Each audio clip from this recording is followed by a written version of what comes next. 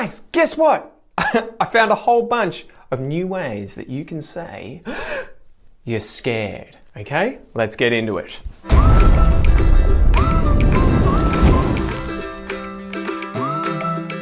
G'day you mob, welcome back to my channel. I am Pete and this is Aussie English, the #1 place for anyone wanting to build confidence, speak fluently and take their English to the next level. In this episode, I'm going to teach you more than 20 awesome synonyms, awesome expressions, and if you stay to the end, a bunch of slang and informal English, ways that you can say that you are scared in English, okay? But before we get into that, guys, don't forget to smash that subscribe button, give a little poke to the bell notification button too, so that you can stay up to date with all of my episodes. And if you want to take your English to the next level even faster, don't forget to go down below and download my podcast, the Aussie English Podcast. This is a podcast designed for advanced English learners, okay? We talk about expressions, I interview people, I talk about current affairs, culture, history. It's a great place to take your English to the next level. Anyway, let's get into this episode. All right, so #1 is afraid. Afraid. I'm afraid of heights. 2, fearful. Fearful. The US is fearful of what Russia's going to do next. It's probably true. #3, frantic. Frantic. When the mother lost her son, she was frantic. 4, freaked out. Freaked out. That's a good phrasal verb. Good informal phrasal verb for you to use. Freaked out. During the thunderstorm, the dog freaked out. #5, frightened. To be frightened. The little boy is frightened of the dark. #6, spooked. Spooked. Something spooked the horse and it bolted. Spooked. #7, panicked. Panicked. He panicked when his house caught on fire. I'd probably panic too, especially if I was inside. #8, horrified. Horrified. When we heard about the murder, we were horrified. Got a whole bunch of ones ending in "-ide" here. #9, petrified. Petrified. That's like you've been turned to stone, I think, if you were to petrify something. Petrified. So you're so afraid you can't move, right? Petrified. My wife's completely petrified of spiders. True story. Kel hates them. And #10, terrified. Terrified. Why are you so terrified of flying on planes? Terrified. Alright guys, take a minute to pause right now, pause the video.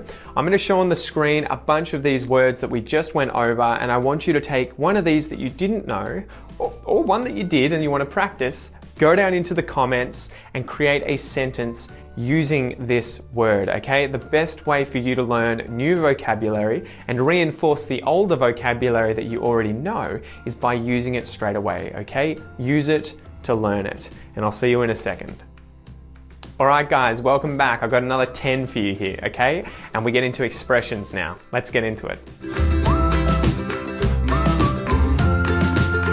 #11, to give someone the creeps. That's a good one. I think that's probably American, but we use it all the time. Oof, gives me the creeps.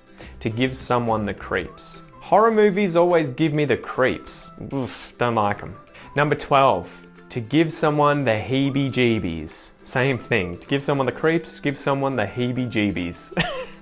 Probably not that common, but it's a funny one. Just sounds funny, right? Heebie-jeebies. I wonder what heebie-jeebies are. She heard a blood-curdling scream and it gave her the heebie-jeebies. #13, to make your blood run cold. To make your blood run cold. They saw a drop bear in Australia and it made their blood run cold. Guys, Google what a drop bear is, you're gonna laugh. 14, to make someone's skin crawl, right? That's like the feeling of your, skin crawling, like there's animals on it. Ooh, to make your skin crawl. Cockroaches always make my skin crawl. Ooh. They don't really, they're fine. 15, to jump out of your own skin. you'd have to be pretty scared to literally jump out of your own skin. But that's the basic idea. I guess you jump so much, so quickly that you leave your skin behind. When they surprised me, I nearly jumped out of my own skin. 16. Heart misses a beat. For your heart to miss a beat, right? So it's like you got so scared your heart stopped for a second and then kept going, right? Dudung, dudung, dudung, dudung, dudung, dudung. When I proposed to my wife, her heart skipped a beat. Oh. Number 17, to shake like a leaf, right? To be shaking a lot. Like a leaf in the wind on a tree, right? Shake like a leaf. To be very scared. The storm made her cat shake like a leaf. Number 18, and this is similar to shake like a leaf. It's to do with, shaking. To quake in your boots, right? To have someone quaking in their boots. The bully threatened me at school and I was quaking in my boots, right? Ooh. Number 19, to look like you've seen a ghost. So you'd be incredibly pale. You look like you've seen a ghost. What happened, mate? You look like you've seen a ghost. All right, and the last one before we get into the bonus section, guys. Scared stiff.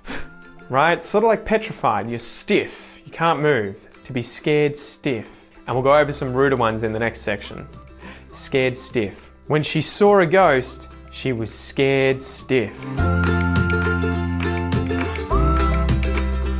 All right, good job, guys. Good job. Remember, pause the video again. I'm going to show you a bunch of these on the screen and I want to see you down in the comments using some of these expressions in a sentence. Use it to learn it. I'll see you below. All right, guys, now let's get into the informal slang section. These are a few really good slang terms that you can use probably anywhere in the world, but definitely in Australia, to show that you are scared or to suggest that someone else is scared, okay? Number 1, gutless. This is a common one in Australia.